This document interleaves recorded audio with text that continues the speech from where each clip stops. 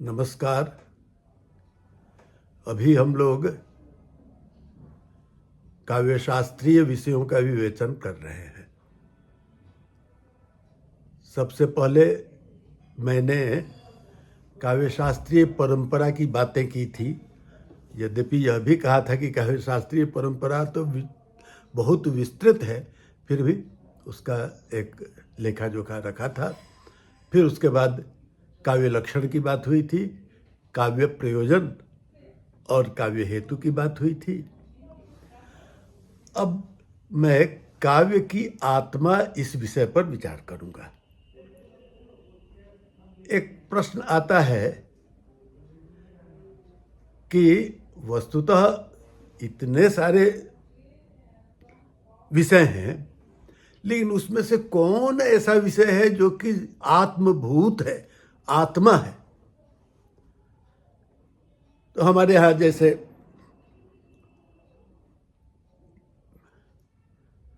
रस है, ध्वनि है, अलंकार है, उसमें वक्रोक्ति है, फिर एक अलग से औचित्य है। तो इन सब संप्रदायों की बातें आती हैं, इस पर मैं आगे बात करूंगा।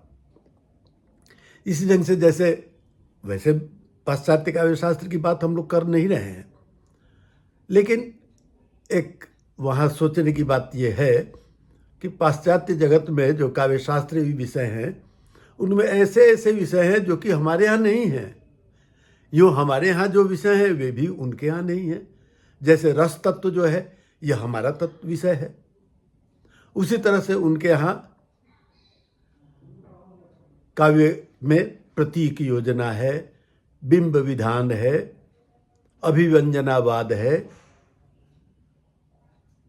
उसके बाद और भी बहुत सारे विषय हैं, औदात्य है, और कुछ कुछ अलग अलग विषय अलग अलग आचार्य उनके हुए और उन्होंने नए नए विषय दिए। तो उनमें आत्मा संबंधी बात भले ही की जा सकती है, लेकिन हम लोग उसकी बात नहीं कर रहे हैं। हम कर रहे हैं अपने संस्कृत काव्यशास्त्र की बात। तो संस्कृत काव्यशास्त्र में किसको आत्म तत्व माना जाए, किसको आत्मा माना जाए? आत्मा उसको कहते हैं जिसके निकाल देने से शरीर निर्जीव हो जाता है। तो यह प्रश्न आता है कि संस्कृत काव्यशास्त्र में कौन ऐसा विषय है जिसको यदि निकाल दिया जाए तो वह काव्य काव्य नहीं रह जाएगा। इस संबंध में बहुत सारे विषय हैं, जिसमें रस तत्व जो है सबसे प्राचीन है। भरत ने उसके विषय में विस्तार से विचार किया है। इन सब पर बाद में बात करूंगा ही। उसके बाद एक अलंकार संप्रदाय है, फिर अलंकार में एक वक्रोक्ति अलंकार की बातें आती हैं, तो उसको भी कुछ लोगों ने काव्य की आत्मा माना। फिर एक रीति संप्रदाय है, तो रीति को भी काव्य की आत्मा के रूप में रखा गया। और उसके बाद एक औचित्य संप्रदाय भी है जो एक बीच में आ गया है, उस पर भी बात होगी। और एक ध्वनि संप्रदाय है। तो इन 6 तत्वों को हमारे यहाँ ज़्यादा प्रामुख्य दिया गया है, और इन्हीं में से कोई एक काव्य की आत्मा होने के योग्य है। ऐसा अलग अलग काव्यशास्त्री अपनी अपनी बात रखते हैं। तो इन्हीं 6 संप्रदायों के विषय में हम विचार करेंगे। आज मैं सोचता हूं कि अलंकार संप्रदाय की बात की जाए, क्योंकि काव्यशास्त्र का नामकरण करने में इसको अलंकार शास्त्र भी कहा गया है, जिसकी चर्चा हम लोग कर चुके हैं। और अनेक आचार्य ऐसे हुए हैं जिन्होंने अपने काव्यशास्त्रीय ग्रंथ का नाम काव्यालंकार रख दिया, या काव्यालंकार के साथ जुड़कर काव्यालंकार सूत्र, काव्यालंकार सूत्रवृत्ति, काव्यालंकार सार संग्रह का, इस तरह से करके काव्यालंकार को बहुत प्रमुखता प्रदान की है। तो उस तरह से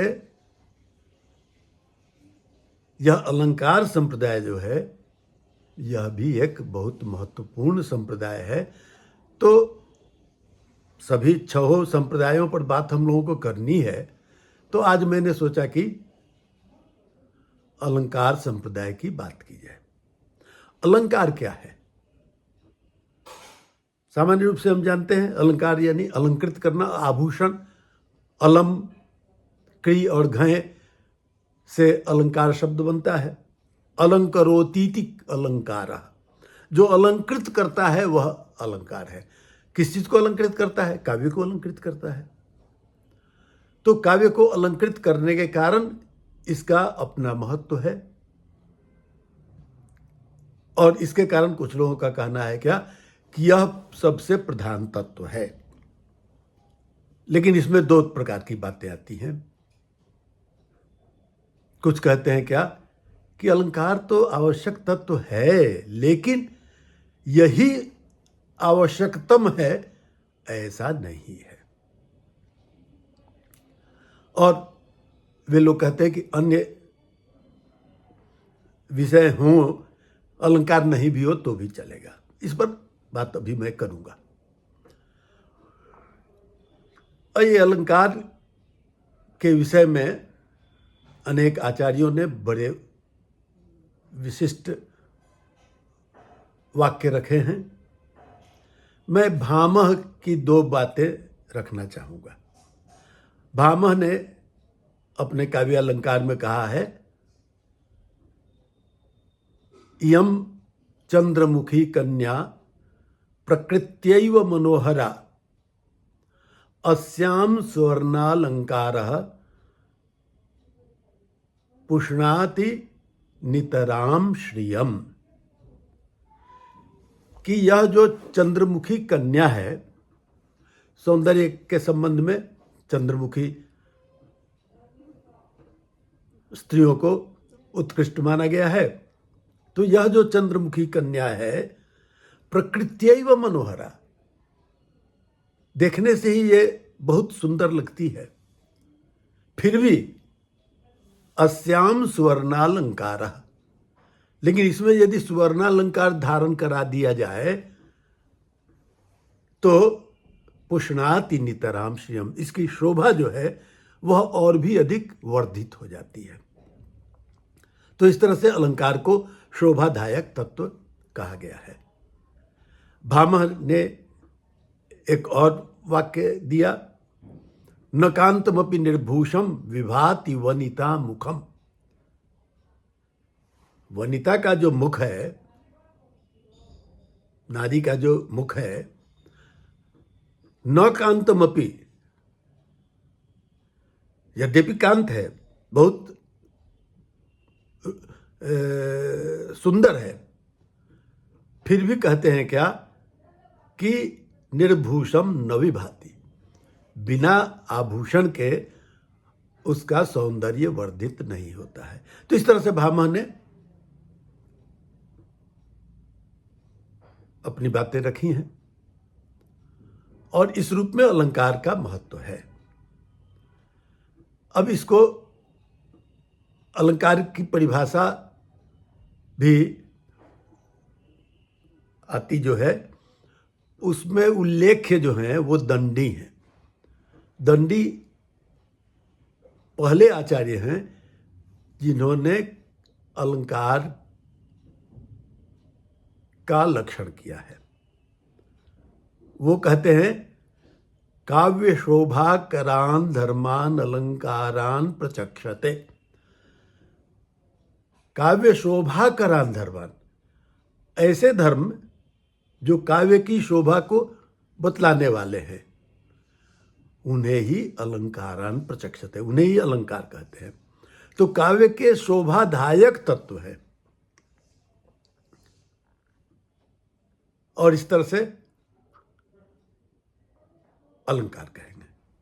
मम्मट ने, जो कि बहुत प्रसिद्ध है, इसलिए मैं पहले रख रहा हूँ, यद्यपि वो तो बाद के अलंकार शास्त्री हैं, लेकिन उन्होंने इसके विषय में कहा है, उपकुर्वन्ति तम संतम येंगद द्वारेण जातुचित हारादिवदलंकारा तेनुप्रासादय,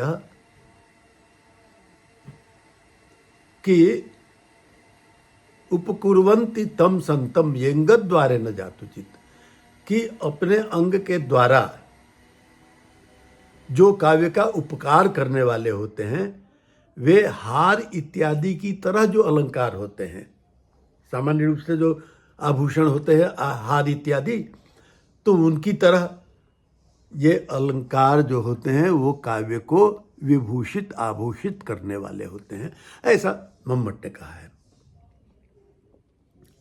अस्तु, तो यदि अलंकार की हम परिभाषा देखते हैं तो अलंकृत करना, अब अलंकृत करने वाला तत्व जो होगा, मैं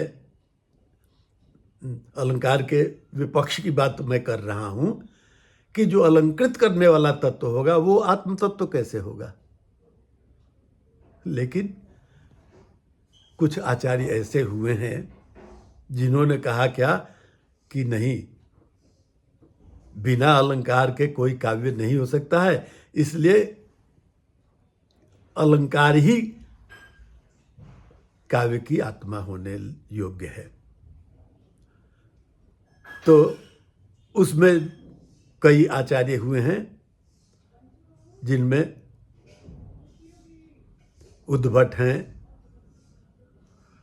अभी मैंने नाम लिया जो दंडी भामा भी हैं, और वामन हैं, उसके बाद जयदेव हैं और कुंतक हैं। इनमें कई जो है दूसरे दूसरे आत्म तत्व का विवेचन करने वाले हैं, लेकिन ये लोग भी कहते हैं क्या कि काव्य में अलंकार तो होना ही चाहिए। एक प्रतिहारेंदुराज हैं जो कि टीकाकार हैं, उन्होंने भी इस पर कहा। एक जिसका कि उल्लेख मैं कर चुका हूं, अग्नि पुराण है, तो अग्नि पुराण में भी कहा है क्या कि अर्थालंकार रहिता विधवेव सरस्वती। यह सरस्वती जो है काव्य रूपी सरस्वती, वह उसमें यदि अर्थालंकार नहीं हो, अर्थालंकार शब्दालंकार तो दो अलंकार होंगे, तो अलंकार यदि नहीं हो तो मानो कि वह सरस्वती किस तरह की है, तो जिस तरह से विधवा लगती है, तो विधवा का सौंदर्य जिस तरह से समाप्त हो जाता है, उसी प्रकार से यह अलंकार होता है। तो इस प्रकार से अग्नि पुराण में भी उसका महत्व बताया गया है। और अन्य भी जो आचार्य हुए हैं उन सब ने इस तरह से ये बतलाई है बातें। और कुंतक जो कि बाद में एक आचार्य हुए, जिन्होंने वक्रोक्ति जीवित नामक ग्रंथ लिखा, तो वो तो दूसरे दिन इस पर आऊंगा कि वक्रोक्ति को ही काव्य का जीवित माना, काव्य का जीवन, और उसी नाम पर उनका ग्रंथ है वक्रोक्ति जीवित। लेकिन वो भी कहते हैं कि सालंकारस्य काव्यता, जिसमें अलंकार होगा वही काव्य हो सकता है। तो इस तरह से सालंकारस्य काव्यता कहकर और अलंकार को काव्य का श्रेष्ठ गुण मानते हैं। तो इस प्रकार से कई आचार्य ऐसे हुए हैं जिन्होंने काव्य में अलंकार का महत्व माना है। अब उसी में है वामन। वामन ने रीति को काव्य की आत्मा माना, लेकिन वो स्वयं शुरुआत करते हैं तो कहते हैं काव्यम ग्राह्यम अलंकारात्। काव्य को इसीलिए ग्रहण किया जा सकता है क्योंकि उसमें अलंकार है। और इस तरह से प्रारंभ करते हैं क्या कि काव्य को तभी हम ग्रहण कर सकते हैं जब उसमें अलंकार हो। तो इस तरह से काव्यम ग्राह्यम अलंकारात, और फिर आगे कहते हैं कि अलंकार किसको कहते हैं, तो सौंदर्यम अलंकार। उन्होंने सीधे सीधे कह दिया कि सौंदर्य ही अलंकार है। तो सौंदर्य को वर्धित करने वाला ये अलंकार होता है, ऐसा नहीं कह के वो कहते हैं क्या कि सौंदर्य ही अलंकार है, और इस तरह से सौंदर्यम अलंकार कह दिया। तो इस रूप में अनेक आचार्य ऐसे हुए जिन्होंने, जो हैं दूसरे काव्यात्मवाद को स्वीकार करने वाले, उसमें रीति वाले वामन हैं और वक्रोक्ति वाले कुंतक हैं। इन लोगों ने भी सीधे सीधे कहा कि काव्य वही है जो कि अलंकार से युक्त हो। तो यह एक पक्ष है जिसमें कि अब उसी में जयदेव आते हैं। वो उन्होंने भी आगे चलकर चंद्रालोक ग्रंथ लिखा और उसमें उन्होंने ये बतलाया है कि अलंकार सबसे महत्वपूर्ण तत्व है। और एक बात आती है कि जयदेव कहते हैं क्या, अंगीकरोत यह काव्यम शब्दार्था वनलंकृति असौ न मन्यते कस्माद अनुष्ण मनलंकृति। कहते हैं क्या कि जो कहते हैं कि काव्य में अलंकार आवश्यक तत्व नहीं है, तो मेरी समझ में तो उनको मान लेना चाहिए कि आग जो बुझ चुकी है, केवल उसमें राख पड़ी हुई है, उसमें ही अग्नि विद्यमान है। तो जिस तरह से राख में अग्नि को मान लेना है, उसी तरह से काव्य में अलंकार नहीं है और वह काव्य है, ऐसा नहीं मान सकते हैं। जैसे उसी तरह से यह बात हुई। तो इस तरह से जयदेव ने अपने चंद्रालोक में इस तरह की बातें कही है। अस्तु, ये सब बातें हैं। अब आती है दूसरी बात, दूसरा पक्ष। दूसरे पक्ष के प्रमुख आचार्य जो हैं, अन्य भी प्रमुख हैं, लेकिन जो बहुत प्रसिद्ध हैं आचार्य मम्मट, जिनके काव्य लक्षण की चर्चा मैं कर चुका हूं। और उन्होंने कहा तददोषौ शब्दार्थौ सगुणा वनलंकृति पुनः क्वापि, कि शब्दार्थौ काव्यम, काव्य जो है शब्दार्थ युगल को काव्य कहते हैं। ये विशेष पद है और विशेषण में दे रहे हैं कि अदोषौ। इन सब की चर्चा हम कर चुके हैं। तददोषौ शब्दार्थौ विशेष है, सगुणा वनलंकृति पुनः क्वापि, सगुण गुण युक्तौ, माने शब्दार्थ कैसा हो तो गुण युक्त हो। और गुण जब है तो उसमें रस अपने आप आ जाता है, क्योंकि ये रसस्यांगिनो धर्मा शौर्यादय युवात्मना उत्कर्ष हेत वस्ते स्यूर चल स्थित योगुणा। इस तरह से गुण की बात बाद में कभी होगी। और वही कहते हैं कि अनलंकृति पुनः क्वापि, यदि कहीं अलंकार नहीं भी होगा तो भी वह काव्य काव्य होगा। तो यहां पर वो इसकी अनिवार्यता का खंडन करते हैं। वो कहते हैं क्या कि अलंकार तो चाहिए, अलंकार होना चाहिए, लेकिन अनलंकृति पुनः क्वापि, यदि अलंकार नहीं भी होगा तो भी वहां पर काव्यत्व में कोई हानि नहीं होगी। इसलिए काव्य की आत्मा हम इसको नहीं मानेंगे, ऐसा उनका कहना है। इस बात को अन्य लोगों ने भी स्वीकार किया है और कई लोग हैं जो कि इस तरह का अपना सिद्धांत देते हैं। अस्तु, अब हम देखें कि अलंकार जो संप्रदाय है, अलंकार का विवेचन कहाँ से शुरू होता है, तो वस्तुतः अलंकार का विवेचन तो वैदिक काल से ही शुरू हो जाता है। उपमा इत्यादि की बातें वहाँ पर आती हैं, और उषा देवी का जो विवरण आता है उसमें उपमा है, और भी बहुत सारे सूक्त हैं जिनमें कि उपमा इत्यादि का विवेचन आता है। तो उपमा तो सबसे महत्वपूर्ण है, साधर्म में जिसमें आता है, तो इस रूप में उपमा की बातें की जाती हैं।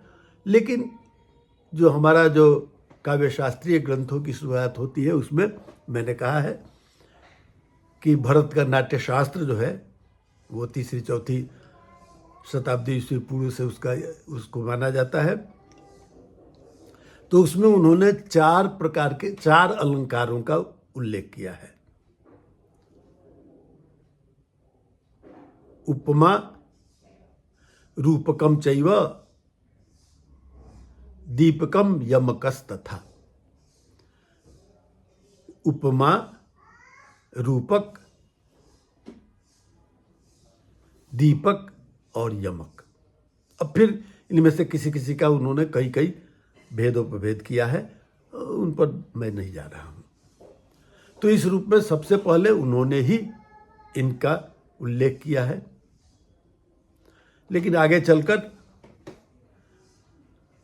जो पहले आचार्य आते हैं उनके बाद भामह हैं, तो भामह की तो चर्चा मैंने की ही, और उन्होंने बहुत सारे अलंकारों का उल्लेख किया है।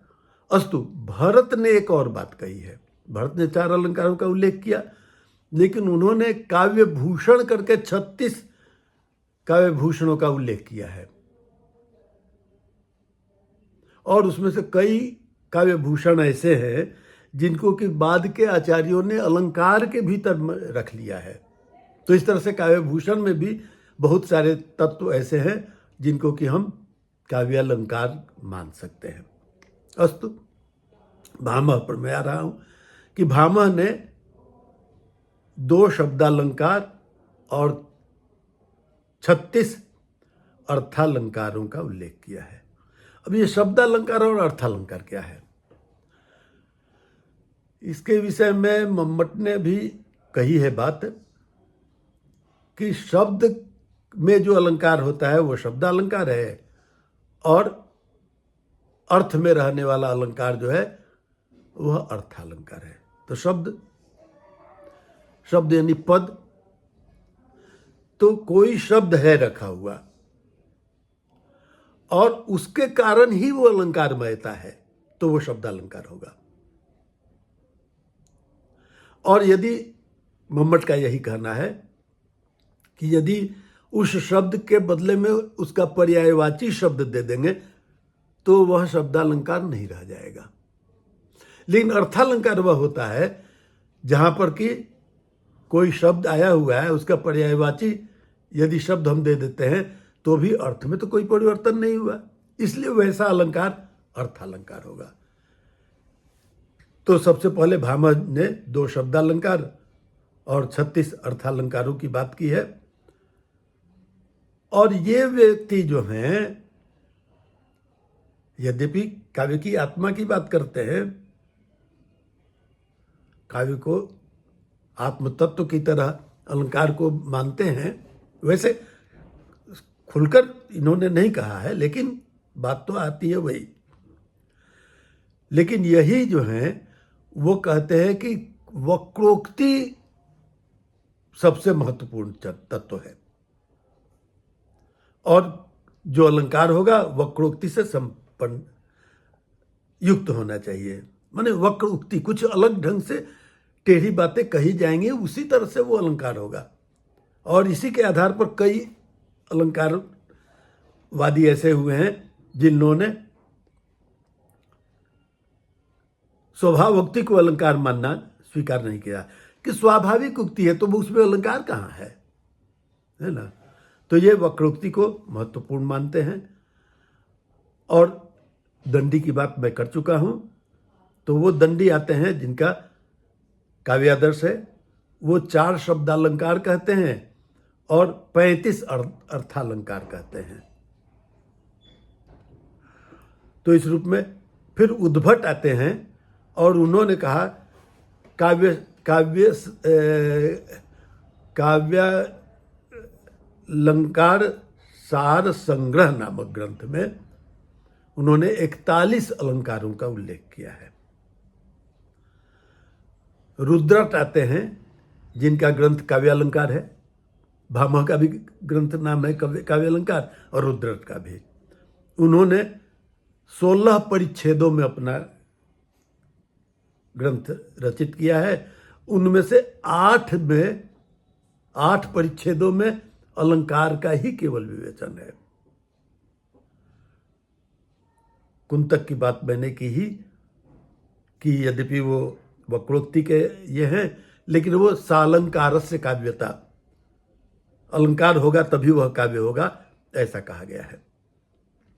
और वही कुंतक समासोक्ति का पूर्णतया खंडन करते हैं। कहते हैं कि ये क्या अलंकार हुआ जिसमें स्वभावोक्ति, समासोक्ति नहीं, स्वभावोक्ति है ना। एक बड़े ही प्रसिद्ध आचार्य हैं भोजराज, जिनका उल्लेख मैंने किया है कि श्रृंगार प्रकाश उनका बहुत विशाल ग्रंथ है जो कि अब प्रकाशित है। और सरस्वती कंठाभरण, वो विद्वत्तापूर्ण बातें रखते हैं और अलंकारों का विवेचन करने में वो कहते हैं क्या कि कुछ अलंकार शब्दालंकार होते हैं, कुछ अर्थालंकार होते हैं और कुछ उभयालंकार होते हैं। उभयालंकार मतलब उसमें शब्दालंकार भी होता है, अर्थालंकार भी होता है। और उन्होंने पांडित्य प्रदर्शन करने में कहा है क्या कि तीनों के 24 भेद हो जाएंगे, माने शब्दालंकार भी 24, अर्थालंकार भी 24 और उभयालंकार भी 24। अस्तु, मम्मट ने 67 अलंकारों का उल्लेख किया है और जयदेव ने चंद्रालोक में अलंकारों का बहुत विस्तृत विवेचन किया है। और उनके एक टीकाकार हुए अप्पय दीक्षित, चंद्रालोक की टीका, और उसमें कुवलयानंद नाम से है, वो बहुत प्रसिद्ध ग्रंथ है।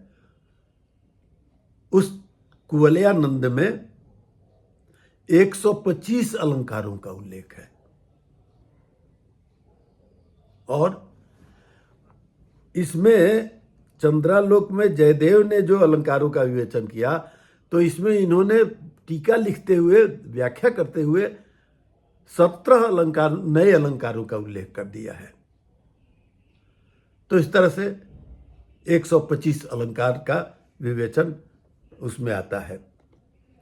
विश्वनाथ महापात्र, जिनका साहित्य दर्पण है, उसमें उन्होंने अंतिम जो परिच्छेद है 10वां, उसमें उन्होंने 86 अलंकारों का उल्लेख किया है। तो इस तरह से अनेक काव्यशास्त्री हुए, जिन काव्यशास्त्रियों ने अपने अपने ढंग से अलंकार को महत्व प्रदान किया है। कुछ लोगों ने अलंकार को प्रधान माना है और इसलिए कहा जा सकता है कि वो काव्य की आत्मा की तरह अलंकार को मानते हैं। और कुछ लोगों ने कहा कि काव्य के शोभादायक तत्व है, वस्तुतः शोभादायक ही तत्व है, इसलिए इसको काव्य की आत्मा मानना बहुत उचित नहीं, क्योंकि काव्य अलंकार का अर्थ ही होता है जो आभूषित करे। आभूषित करने वाला तत्व जो होगा उसको आत्मा मानना संभव ठीक नहीं लगता है। लेकिन कुछ लोगों ने कहा कि अलंकार जो है काव्य की आत्मा हो सकती है। अस्तु, ये बातें हुई। अब अगले दिन हम लोग किसी और विषय को ग्रहण करेंगे कि वह काव्यात्मक तत्व हो सकता है कि नहीं। धन्यवाद।